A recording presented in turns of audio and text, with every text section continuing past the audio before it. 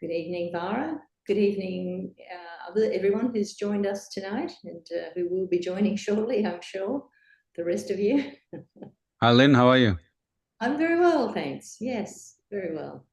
I guess you're a bit chilly down there in Canberra, Vara. Yes, very chilly.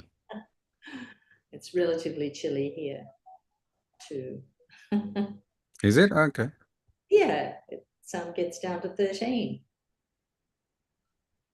I know that's your high for the day, but 13. Yeah, no, that's called rubbing it in. I think it hasn't gone more than 4 degrees. But well, it takes a year for it to feel like it's cold. Now it feels like it's cold. See, I have my summer dress. I have a shawl around my neck. So, what do you think of the subject for tonight's session? The doorway to heaven. I'd say it's a bit loaded. We were loaded last week too, if you recall. Yeah, and I don't think it's nothing wrong with anything wrong with it. Many times we sort of dance around the topic, the G word, the God word. Yeah. But I did, because I read, as you know, I read uh, all scriptures in the Bible and the Upanishads and so on. I'm starting to understand, when I grew up, the idea was that you do good deeds, you die, you may go to heaven. You do bad deeds, you die, you go to hell. Yeah. As I'm getting older, I'm realizing it's not really about that. I feel like you can also make the way you live and the kind of company you keep in a way that encourages your growth, and that is heaven. Yes, that's the interesting thing. You don't have to just get through life and go to heaven, maybe, if you like. Yeah, It's go there now. right now. So So, that's one way I thought about it. Like I was eating lunch with a friend today, yeah. and all of a sudden we thought, mate, we got food on the table. Like, how nice is that? He made something for me, and we are eating, and he's like, yeah, we don't remember these things. For a long time in humanity, people really struggle to get food on the plate. Yes, yeah. And So that is one angle of heaven, I thought. And the other thing I thought is, in all these scriptures, in pretty much every scripture, they talk about the finite me or the finite personality we have. Like every one of us has a finite personality. one And that, then there is this huge, big personality of the creator, yeah, and then which is described as the infinite, I call it infinite spirit, the infinite personality. And when this finite personality goes and makes that link in a very tangible way that we feel, that also can be described as heaven, I think. yeah. Like, the fact that we can meditate together and then reach this state of thoughtless awareness. Um, it's it's not a topical thing where people talk about it. People always talk about it. Somebody winning a soccer match, or this AFL and all this sort of stuff. But I think that is like having an aeroplane and then going on a bicycle Yeah. without air in it. And, and another way of looking at it as well is that you're not here, with heartbreak and all that sort of thing. You're not abandoned and not looked after. You're, you've got that somebody's looking out for you. So you're not alone. It's a nice, cozy feeling. You don't have to feel abandoned. Yeah. Oh, I was talking to somebody. When I think the ancient wisdom says, you are one person, Yeah. and then there are other people in the community, in the country, if you start with the community, and then there is the city, and then there is the So, state, and then there is a country, and then there's a world, and there's a universe. So I think when I grew up, they used to more teach that how can I serve others in little ways. To serve, it doesn't mean that you have to go and prostrate to them, but how do you just in a simple way serve others? And now it's more and more with this whole social media and the way world is in that sense is that So you imagine yourself, and there is all these other people. How Yeah. can they serve me? Yes. It has flipped. So I feel that is, for me, that's kind of a definition of hell, if you start thinking like that. Yeah, definitely. And how can I serve other people? Well, it's not other people way out there, it's the people right here. That how can you say nice, uplifting things to those people who are right beside you? You You know, know that saying, it's from the Bible, right? Is the, love thy neighbor as thyself. yeah, But and that, many times, it's easy to love a neighbor which is in a different country, different city, but next door it's very hard. yeah. So Yeah, I, so I think the ancient wisdom has sprinkled these things everywhere. mm, And perhaps that is their description of heaven. It's not as dramatic as first you do die and then go there. Maybe that's true. I mean, I haven't tried it yet, but you may but have to. but uh, but to just do the little things, be with the people that you love, and maybe spread it a little bit. I feel that's what we try to do when we run these meditation sessions. Somebody asked me, "What are your hobbies?" I said, "Oh, my hobby is to run meditation classes and then justify why they are free." Yeah. Convince people, I don't mean, it's totally free, man. So that was today. That was a thing that happened at work, and at the end of that training, this person comes to me and said, "What did you mean by that meditation free thing?" yeah. And then we ended up talking quite nicely. He has some, he understands why these things needs to be free, and so it was a very good day today at work. Nice, nice. All right, what do we do? Well, we've got a nice the excerpt about the doorway to heaven, about this Agnya Chakra, that last spot before we get into meditation. So shall we listen to that and Yeah. carry on from there? Why is this particular energy center that important, Lynn? Well, I've got quite a few interesting, well, I've got two interesting slides here showing you well, it's a narrow passage, which we will hear Srimataji talking about, that the right and left side of our nature, the future and the past, cross over, and there's no gap. But when you have your self-realization, a tiny gap is created whereby you can actually go into thoughtless awareness, which is the start of meditating and going in that heavenly place. So that's why it's fairly important, Hmm. the gap there. And All that, right, let's get into it. yeah, with that realization, which we'll go through at the end, and try and make our big gaps. All right, let's share that talk just now. And everyone sit nice and relaxed, feet flat on the floor, or if you're seated, that's also fine. And hands are open on your lap. And just be relaxed and try to be in a sort of not thinking state while you're listening to the talk. Let's get this back to the start.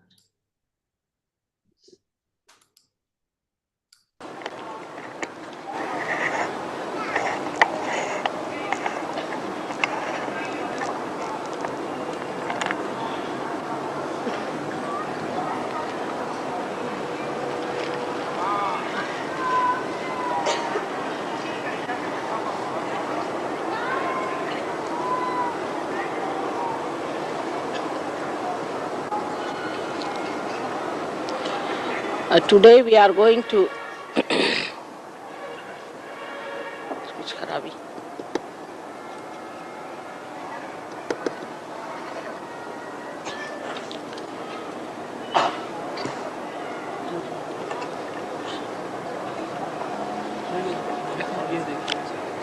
ये नहीं चल रहा.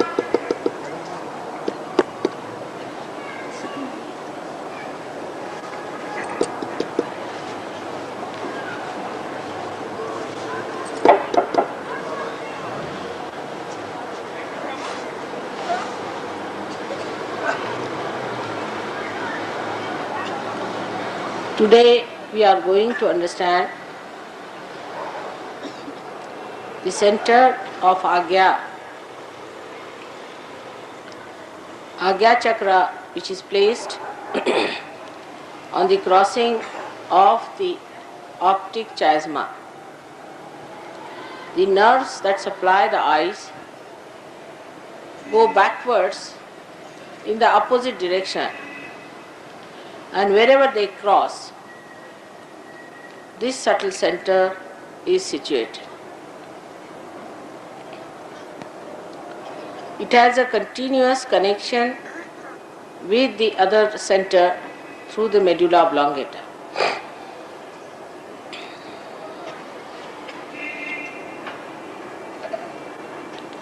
This center has got two petals, and this subtle center on one side acts through the eyes, and at the back of the head where you have some protrusion. This is the physical side of this center is. Now the people who talk of the third eye, this is the third eye. So that we have two eyes with which we see, and there's a third eye which is a subtler eye through which we can see. If you see this eye, that means you are away from it. For example, if you can see your eyes, that means you are seeing your reflection, not the reality. If you see anything, that means you are looking at it. So those people who say they see an eye, for example, people who take LSD and all such things, they start seeing another eye. They just see this eye and they think their third eye has opened. Actually, you are very much away from the eye. That's why you can see it. You go to a supraconscious level on the right side, and on the left side to the subconscious level, you can see the eye. But in Sahaja Yoga, you have to see through that eye. Like a window, you can look at the window, but if you see through the window, you can't look at the window. So this illusion that people have that we can see third eye, and that's why whoever Kundalini is awakened, they are sadly mistaken. This is a very narrow passage through which attention cannot pass normally. It's an impossible thing. It's a very narrow passage where the ego and superego fit onto each other and cross each other just like this. And there is no gap in between for the Kundalini to pass.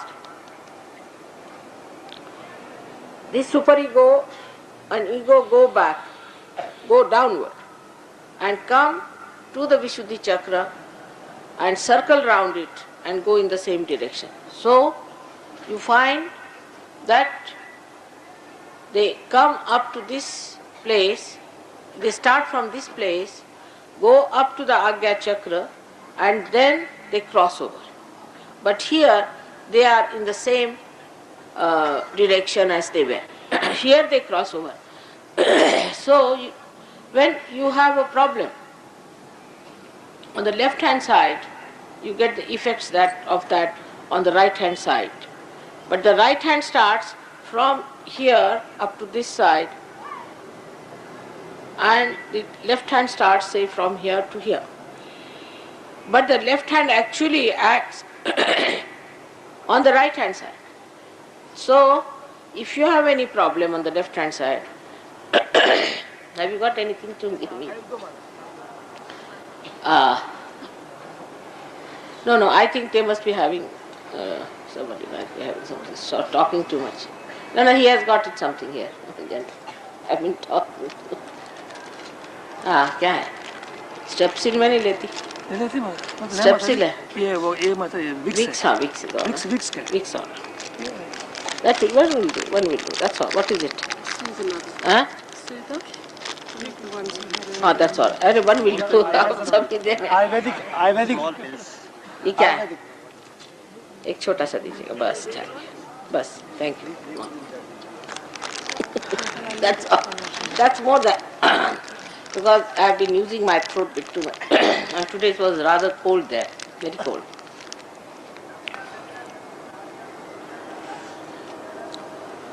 So this third eye is to be penetrated through,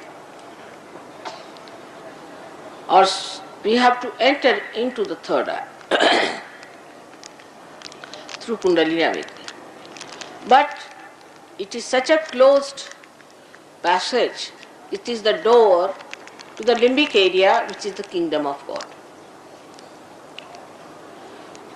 That anybody who tries to push their attention through this closed door either goes to the left or to the right. And this is the beginning of the trouble of the people when they don't understand that whatever is unknown is not God, is not divine. So, when they move on the right side, they go to the supraconscious area.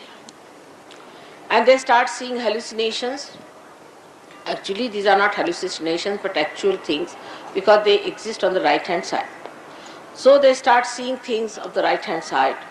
They may see colors and the formation of colors. And they may see also people who are dead, who have been very egoistical. They can see Gandharvas and Kinnaras because they go to the Gandharva lok, to the right side, and start seeing those things in the unknown awareness of supraconsciousness. But that movement is very dangerous. Because if anybody catches you there, then you get an added personality sitting on your head. And you get possessed by ego. And you become on your own and you actually become malignant. Hitler is one of the examples of that. He learned this from the Tibetan lamas, how to go to the supraconscious.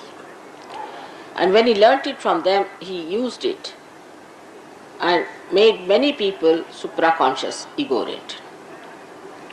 You must have heard about the Lama system, which was another big problem, was to, they knew who is going, the future part, who is going to be the next Lama, where you will find him, where you will get him. All the future things they knew, and people thought this was divine. To know future is not divine. It's an area which we should never go to because it's an imbalance. We are human beings and we have to know the present and not the future. Once you go through the present stage, then you reach a height from where you can see the past, the present and the future. Supposing on the Mother Earth, if you have a means of going higher and hang yourself there, then you can see whatever has passed through, and you can also see what is going to come, and wherever you are in the present. In the same way, when a person ascends, in reality, in the present, he goes at this point in the super consciousness, from where he sees his supraconscious right side, and also he can see his subconscious, but he has no interest. He wants to rise in the present. And this is what actually the Kundalini awakening is. So all those people who say that Kundalini in the awakening of the Kundalini, it is very difficult and it is harmful, are the people who have no right to awaken the Kundalini. So when they try to play tricks, actually the sympathetic nervous system goes into great agitation. And this sympathetic system on the left and right side start extracting more energy from the central path. So much so that it gets exhausted and such a person becomes actually a mental wreck. So many people who said that we are raising your Kundalini by this method or that method, wreck the life of the sadhakas. Ultimately they are left high and dry without achieving anything. Nobody knows what to achieve and what to receive. So they are misled. But logically, one must understand that at least your health should be all right. Mentally you should be better off. Your temperament has to improve minimum of minimum. But if you are losing all your money to the Guru, you are losing all your health for these nonsensical experiences, and you have no control over yourself, then you must know that this is not in any way the reality. Reality is where you are in control. If you are in the control of something else, then you are a lost case. For example, some people start jumping and they say, Mother, I start jumping automatically.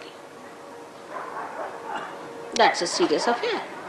That means you have no control over yourself. You are just jumping because somebody is making you jump. You are not jumping. That means your own chetana, your own attention, your own awareness is under the control of somebody else. You cannot control yourself. So all these experiences in which people think they are flying in the air or they are having a, I don't know what they call in English language, extraterrestrial movement, and people are going in the air and seeing things. All these are very dangerous things. Such a person may ultimately become a lunatic. Absolutely. Because he loses complete control over himself. These are called as parapsychological experiments in America. Give it a big name, parapsychology. Of course it is para because it is beyond the psyche of a person, but it's very dangerous. You are not supposed to get into these muddles where the spirits capture you and you start behaving in a manner that you can't explain. Once, about I think 5-6 years back, or maybe more, no, about 12 years back, a group of Americans came to see me and they told me that you must teach us how to fly in the air. I said, why aren't you flying? They said, no, we want to have that space travel. I said, why? Because Americans are doing experiments parapsychology and we want to do the same. I said, they'll all get possessed and they will finish off. Why do you want to do the same thing as Russians are doing? If they come to me, I'll tell them the same thing. So they said, no, we must learn. I said, if I tell you that you become slaves of those spirits and then you cannot do anything of your own and you start shaking your body all the time, despite that they said, yes, we must do it. And when they told me that because Americans are, Russians are doing it, we want to do it, I said, who sent you here? So they told me a name of a gentleman who is a journalist in Bombay. I said, this fellow used to suffer from this trouble. He used to leave his body, go into another world, see this and see that, who suffered so much and he was losing complete control over himself, and I cured him. So does he think I can put back the disease in you? I cured him of this disease, and why do you want to get into this disease? But they were quite sure that they wanted it. And I discovered later on they are having this parapsychology business in America, which is an extremely dangerous thing. So this is the movement, not crossing the Agnya, but moving, floating on the left or the right, whether you go to the subconscious or to the supraconscious. Effects may be different, but it's the same thing to Sahaja Yoga. The people who go to the subconscious area may start seeing me also in different forms. Like the people who take LSD can't see me, they just see lights coming out of me. And those who go to the to the subconscious area, they start seeing forms and things in such a manner that they think they have reached heavens, but they are seeing the past of evolution, past of everything. So this supraconscious business is very dangerous, no doubt, but also the subconscious is very dangerous, because all incurable diseases like cancer, mellitus and all that come from the movement of the attention to the left side. So one should be very careful before going to any one of these tantrikas or to these people who are trying to control you or trying to tell you something about the future or the past. There is no need to know about the future or the past. What is the need? How does it help? Actually, if I start telling you how I came all the way from there and how I was held by the jam or anything, will you be interested? How do you get interested in your past glory or past life which was of no value at all today? But it is a human weakness that he wants to add to his personality something that is extremely artificial, non-existent and of no value. And then he says that, yeah, I did this, I happened to do this, I never got it. In India, people normally go more to the left side with this Agnya, because they say worship God. Now if they have to worship God, they have no connection with God. See, now I had no connection here. I could not speak to you. So without connection to God, they start worshipping God. Then they'll sing all kinds of artis, fasting, this, torturing their own lives, these left-sided people. And singing the praise, all these things, going to the extreme, 24 hours they are like that. So, somebody sucks them into the left side. If they go on saying Rama, Rama, Rama, Rama, Rama, like that, I might say that Valmiki was told to say, but who told him? Was Narada. Narada is an incarnation. Narada, you are not Narada. So how can you tell yourself, or anybody can tell you, take this name? You take any name. You cannot go to God. So where do you go? You go somewhere. There may be a servant called Rama. He might capture you. And people start behaving in such a funny manner that they look like mad, insipid people. Same thing about supraconscious. People who are very ambitious, they too can get into such a mad condition where they do not think of the collectivity of the whole, but they just start thinking about themselves. And when such a situation comes in, it's impossible to convince them that they are wrong till they reach their Waterloo and finish off. So this Agnya Chakra is a gate, is the door of heaven. And everyone has to pass through it.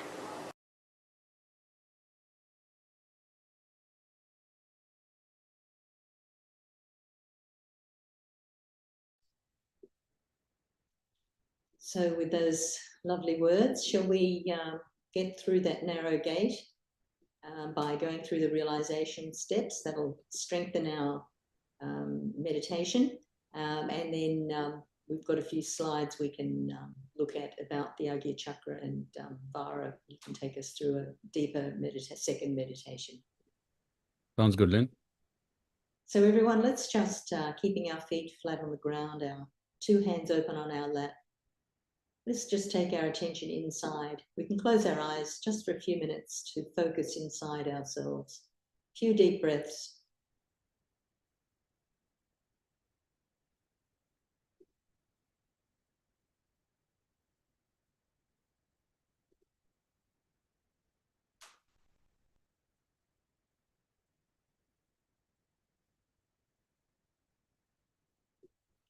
Now I'll share a few hand movements that we'll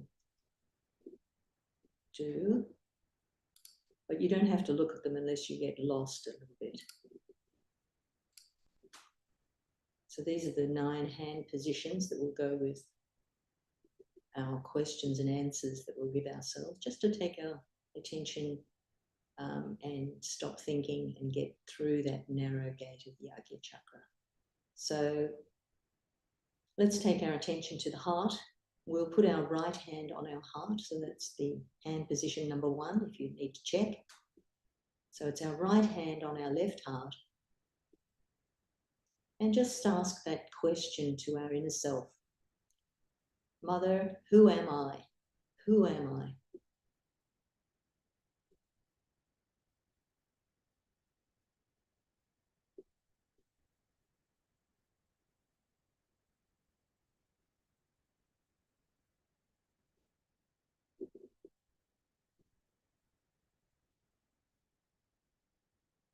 Now down to the upper part of our stomach. That right hand just drops down. Just the upper part of our stomach, the lower ribs area. Our question to our inner self is, Mother, am I my own master?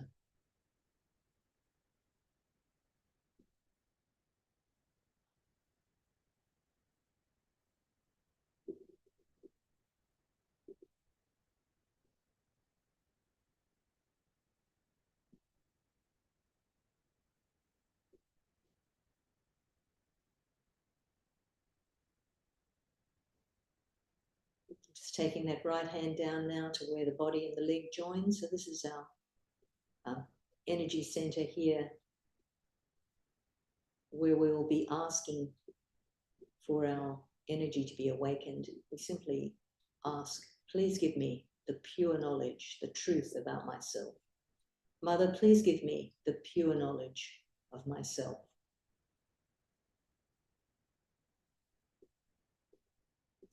So this is adjacent to where our Kundalini resides, in the sacrum bone. It's at the base of the spine. So still breathing, focusing on your breathing and asking from your heart, asking, Mother, please give me the pure knowledge.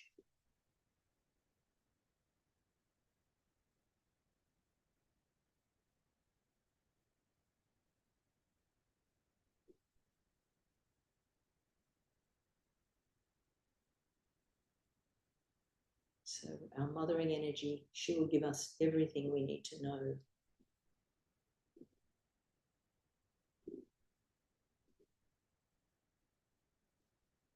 So we'll go back up to the top of the stomach. So this is hand position number 4, if you just need to do a quick check. But it's back at the upper part of our abdomen and the lower ribs. And here we're going to affirm that I am my own master. Mother, I am my own master. Really mean it, saying it from your heart. Mother, I am my own master.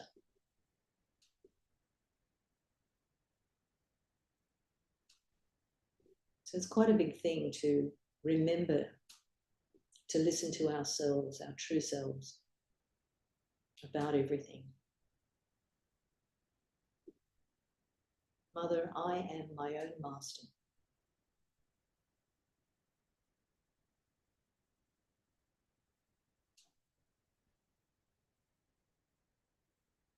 And not only that, but we take our hand up to our heart again. And here we can affirm, Mother, I am the pure spirit.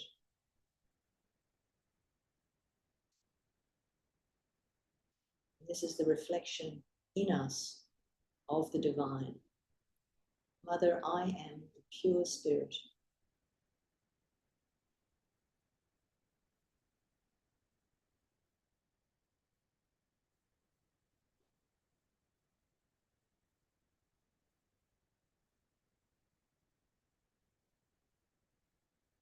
Now coming up to the neck, what we need to do is not feel guilty about anything. So because we are the spirit, nothing that we've done or said matters, and we're forgiven anyway. So let's affirm quite a lot quite a number of times that, Mother, I'm not guilty. So say that quite a few times. This really compresses this energy center. But if you are not guilty, then it opens it up and allows more of that energy to flow through. Mother, I am not guilty.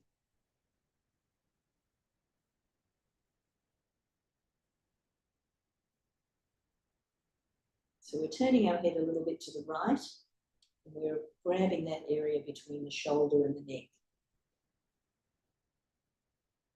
And we're taking out any guilt. Just deny it. Mother, I'm not guilty.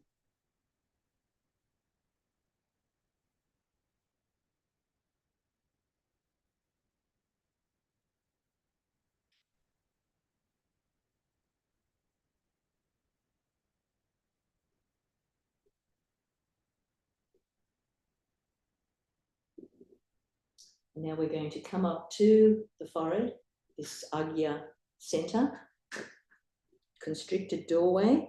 We're going to drop the head, the forehead, into the palm of our hand. So this is position number 8 on the chart, but it's simply dropping your forehead into the palm of your hand. And here we're going to simply forgive. Mother, I forgive everyone. And Mother, I forgive myself. Letting everything go. I forgive.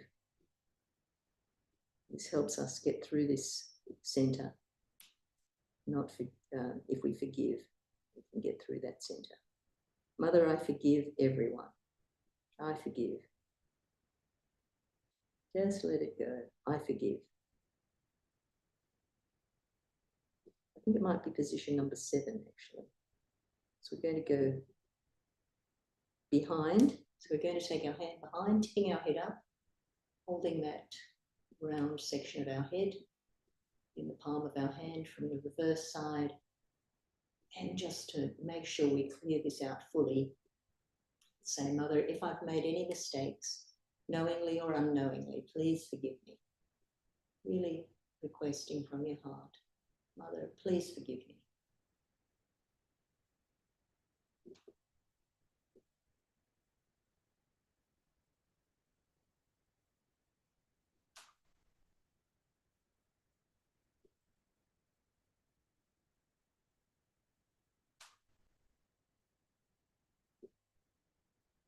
And coming up to a neutral position.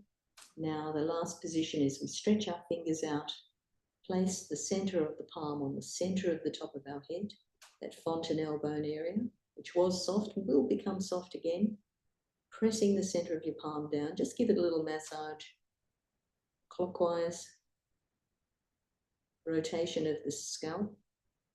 And here we're really requesting from our heart, Mother, please give me my self-realization.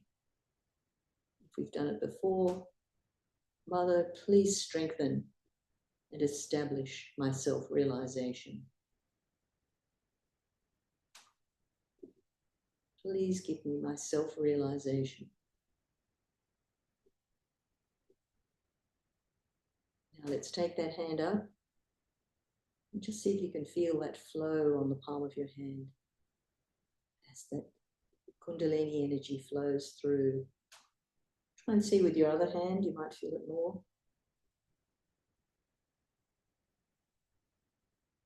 And keeping your attention on that flow, 2 hands open on your lap. Just feel, without thinking.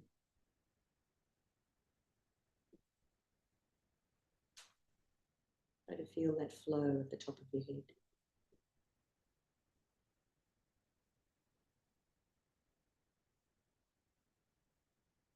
Just tell yourself not to think if any thoughts come.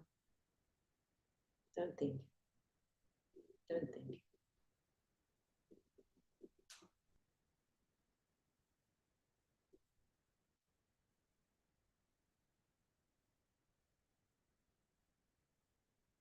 Just following your Kundalini energy with the cupped hand, you can bring that energy back up on top of your head.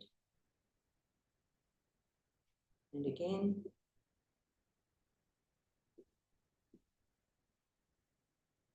third time.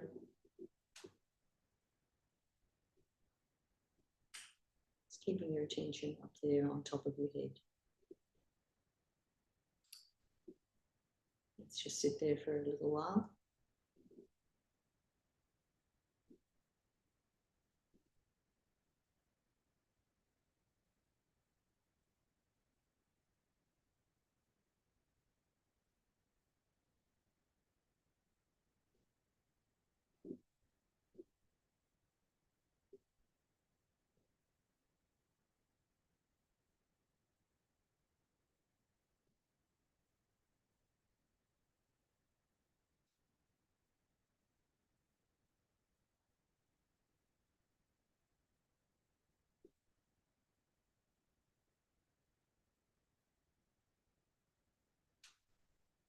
Don't think, I forgive.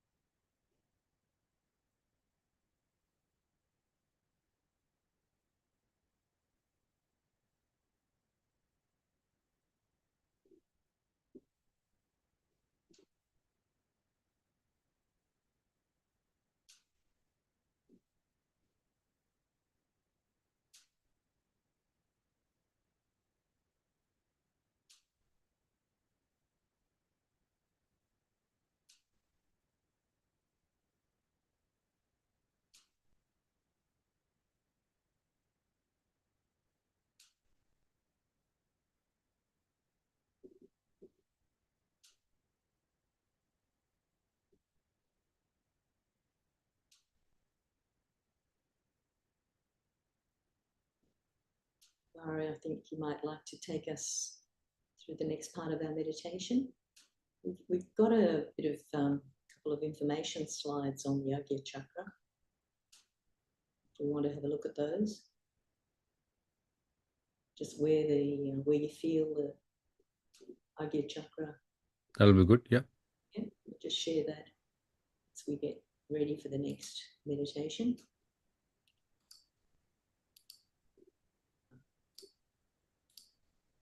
There we go. So we can just focus on the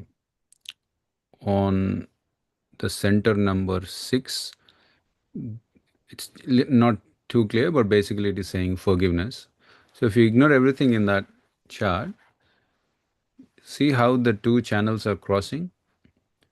So that's the Agnya Chakra.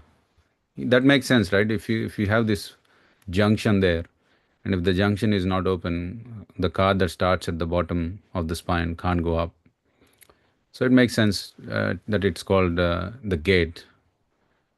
And the Kundalini is like a strand of lot of threads. Even if one thread goes through this gate, in Hindi we say we are par. In English you'd say we are cleared, or we've crossed. So this one, this finger is also represented in the feet and the hands. The why it's helpful to know where it is located in the hands is that sometimes when you meditate, it's easier to feel that let us say your ring finger or fingers are having a slight disturbance. This disturbance could be a bit of tingling, a bit of heat coming, a bit of discomfort. So all that discomfort is telling you is that there is something a little out of balance for that energy center. Now we don't really have to do research on where it is coming from and so on. That can be done later. But in that moment when you are meditating, all you have to do is put your hand on the forehead and say, I forgive. Now it is deceptively simple, um, but it has got quite a significance both logically and spiritually. Spiritually is that when the creator has created different people, different things, different situations, we actually don't have right to not forgive. That's one. The other thing logical is it just doesn't make sense to carry on about some little grievance or grumpiness you have against another person or another situation. Let's say, God forbid, it never happened, but let's say me and Lynn have an argument, and you have the argument, and then Lynn goes, and I'm sitting here annoyed with Lynn while she is having her nice swim in the beach. It's just illogical to carry that grievance on, and that person probably doesn't even know that you have a problem with her. So even in that sense, if we just trust our Kundalini, which we very fondly call Mother Kundalini, to do her job, it's like you let her help you. So I think Kundalini is always saying, "Help me, help you, help me, help you." So let's try and engage with our Kundalini energy. We simply close our eyes again. So these are some details. And it's a beautiful quote from Sri Mataji. The divine love is the ocean of forgiveness, and whatever mistakes you may have committed can easily be dissolved by that ocean of forgiveness. Now, there are other things that are linked to this energy center. For example, the sun is the planet. It's a Sunday where this energy center is very active in the sense that it's governed by Jesus Christ. So it's no wonder that we uh, we remember him especially on a Sunday and so on.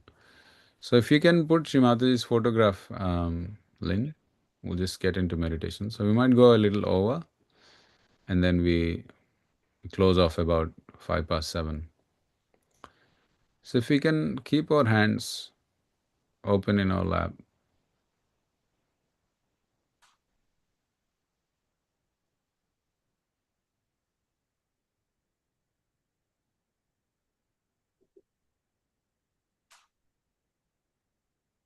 And we take our right hand and place it and hold our forehead. Sometimes when we get a headache, we press the thumb on one side of the temple and the other fingers on the other side of the temple. We gently press, do a massage. And here we genuinely try and use the one of the greatest powers that we have been gifted with.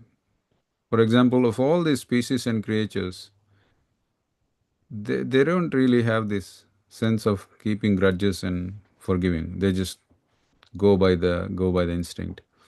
Now, since we've been given this beautiful life as a human being, it's quite a logical thing to use the powers that we have been bestowed upon. So here we say, Mother, I forgive everyone.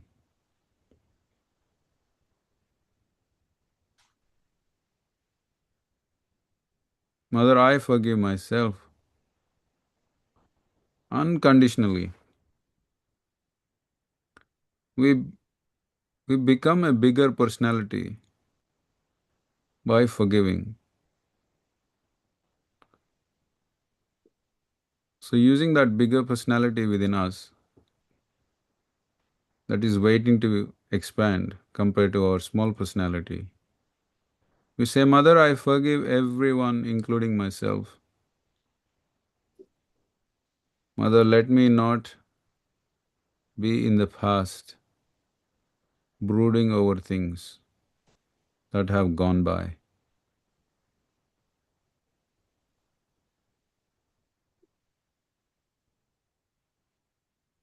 I forgive.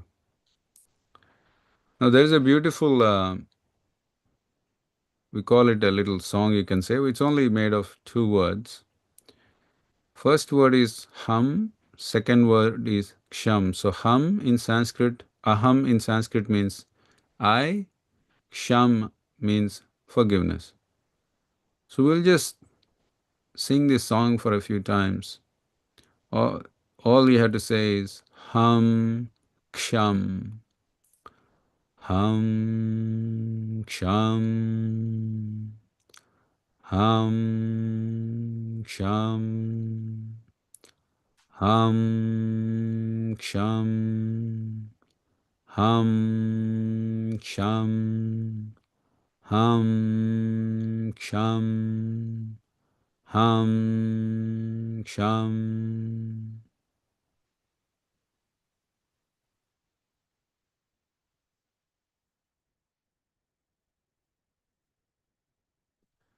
Mother, please let my Kundalini pass through the narrow gate of this chakra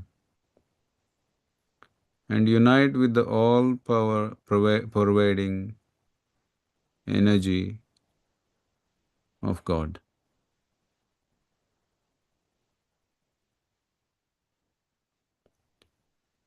With our attention above our head, let's bring our hand back to the lap and let's just explore this silence within us.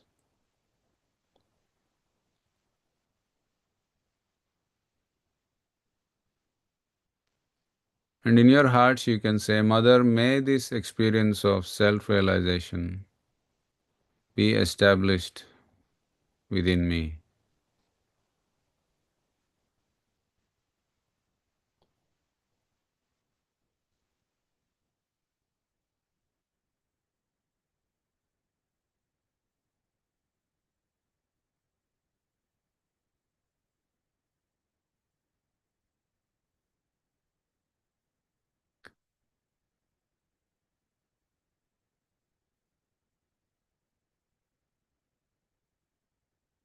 Mother, may my river of small personality merge with the ocean of bigger personality.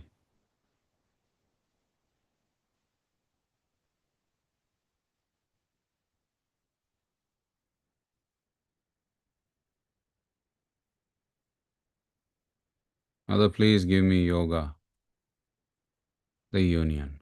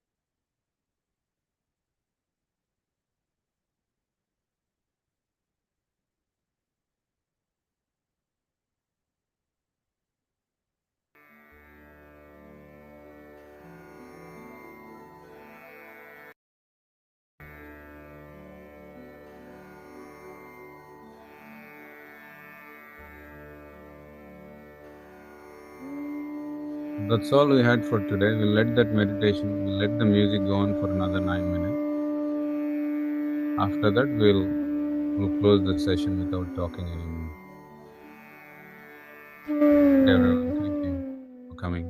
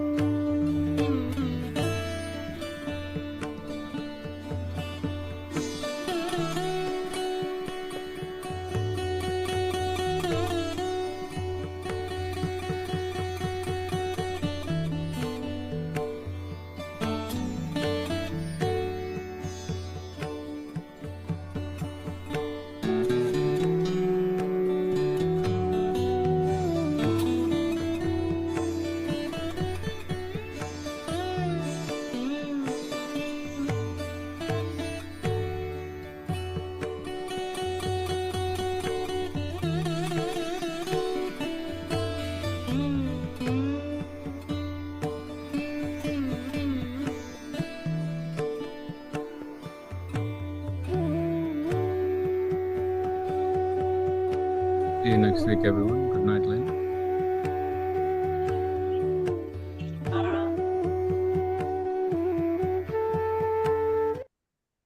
Good night, everyone. And look forward to the next time. Good night. Good night. Bye.